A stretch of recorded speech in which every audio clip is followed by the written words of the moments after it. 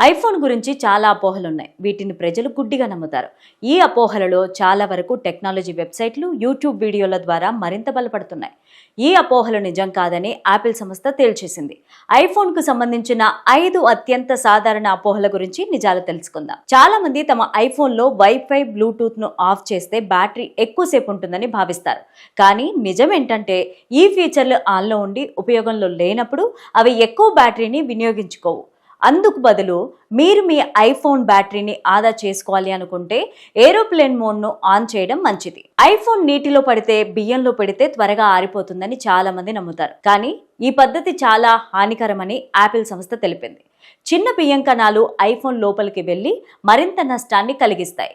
దీనికి బదులుగా యాపిల్ ఫోన్ను పొడి లేదా వెంటిలేషన్ ఉన్న ప్రదేశంలో ఉంచితే దానంతట అదే ఆరిపోతుందని కంపెనీ తెలిపింది. చాలా మంది తమ ఐఫోన్లో ప్రైవేట్ బ్రౌజింగ్ ఆన్ చేస్తే వారి లొకేషన్, ఐపీ అడ్రస్ హైడ్ అయిపోతాయని నమ్ముతారు. కానీ అది పూర్తిగా సరైనది కాదు. ప్రైవేట్ మోడ్ మీ బ్రౌజింగ్ హిస్టరీని సేవ్ చేయకుండా మాత్రమే నిరోధిస్తుంది. కానీ వెబ్సైట్లు మాత్రం మీ సమాచారాన్ని సేకరిస్తూనే ఉంటాయి.